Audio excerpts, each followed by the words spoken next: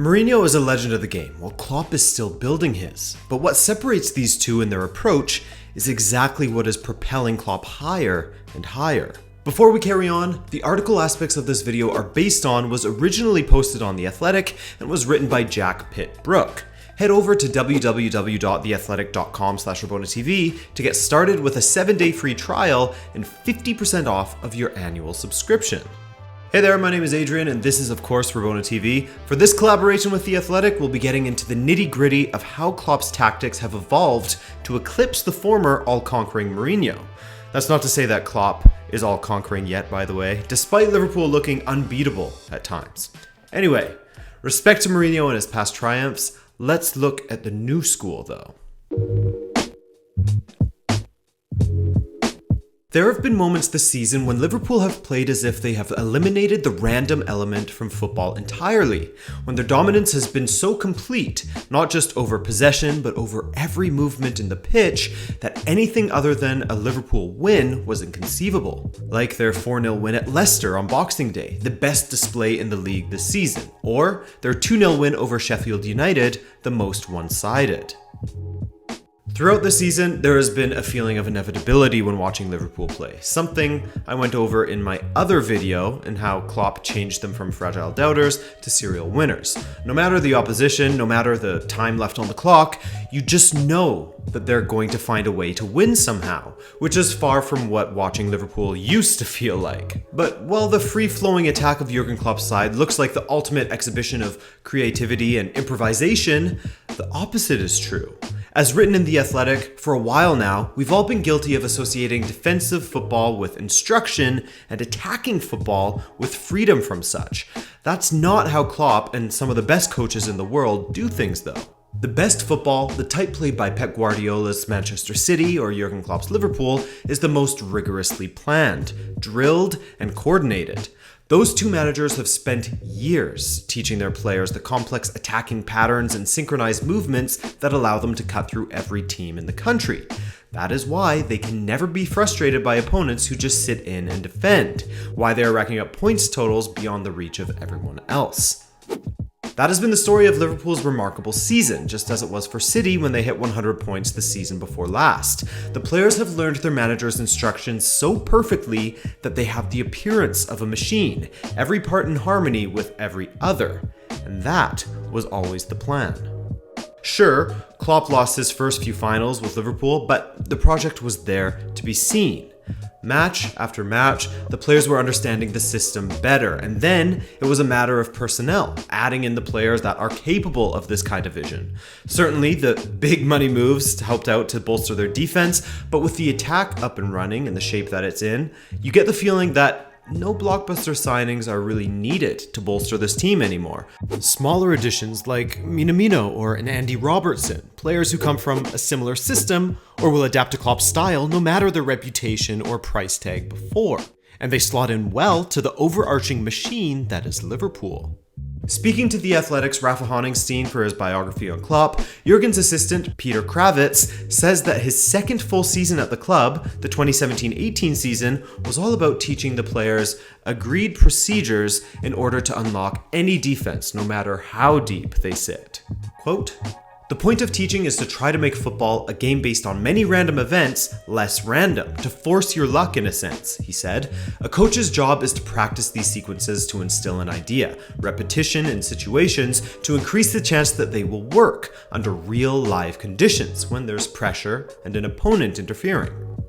By doing this, you don't take away the flair or creativity, but instead provide your players with a sort of cheat sheet, so that while yes, improvisation plays a role somewhat as you have to adapt to the defensive measures of your opponent, but your players are at least coming at the defense with a few different options and ideas, as opposed to just reacting to the defense and hoping for the best, and just sort of winging it without any sort of direction."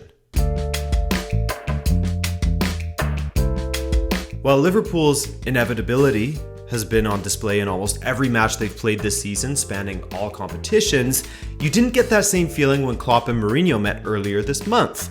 While Klopp's methodology looks to spot the randomness of football and provide a solution to it, an answer to it if you will, Mourinho's style goes directly against that. The result was never inevitable, and there was plenty of randomness involved.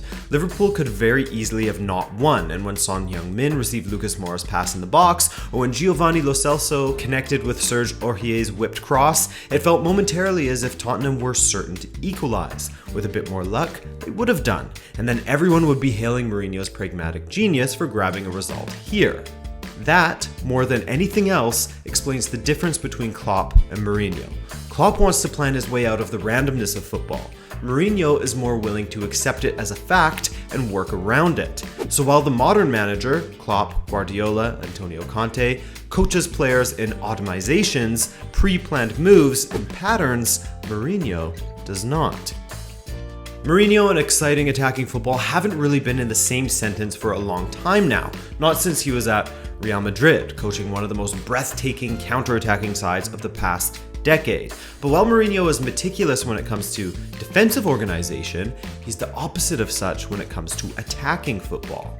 Of course, Mourinho is rigorous when it comes to defensive coaching and shape and set plays. That is how he had so much success earlier on in his career with Porto, Chelsea, and Inter Milan. Instead, Mourinho's approach has always been one of guided discovery, letting his players find solutions for themselves, trusting that they know his principles and what he wants from them. They just have to fill in the gaps.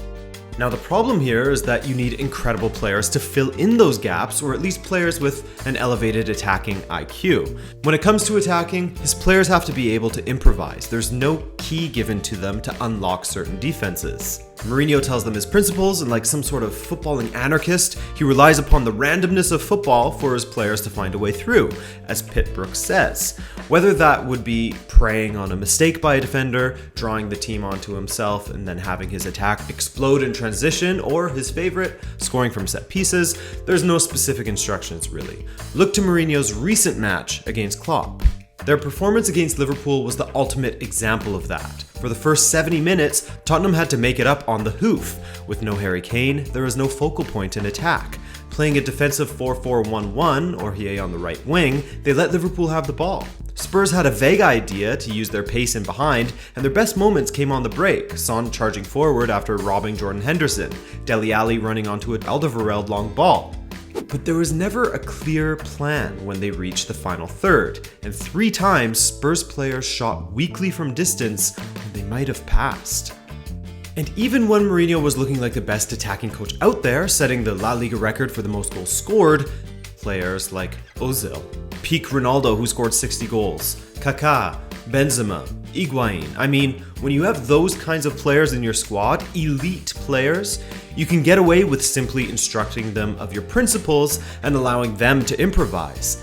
This is when the system works. But with lesser squads, it leaves too much to the attackers' imaginations, when a cheat sheet could be handy for them, a la Klopp style.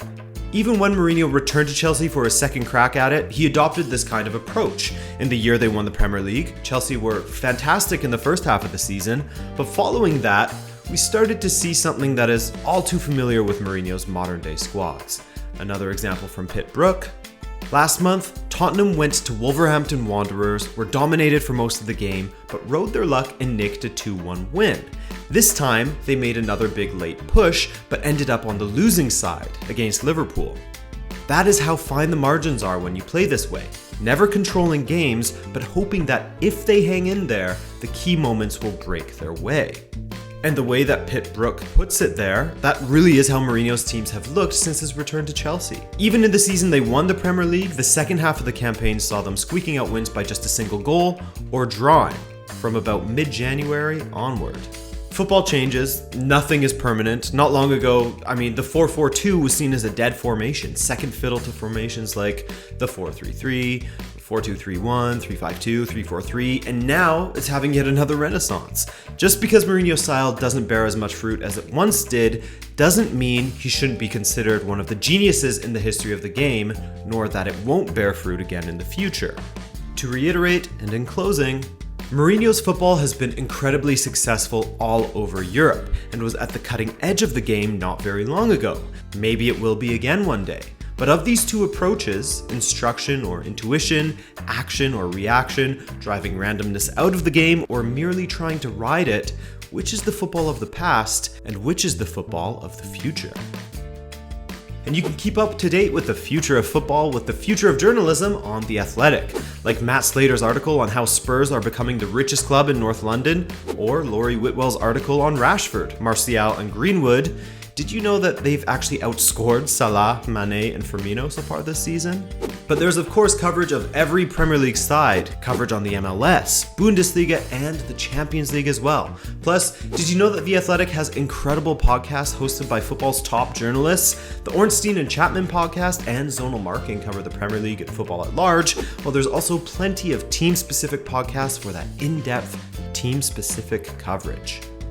So support Rabona TV by heading to www.theathletic.com/RabonaTV, and in turn you'll get 7 days for free, 50% off of your annual fee, and access to football's best coverage.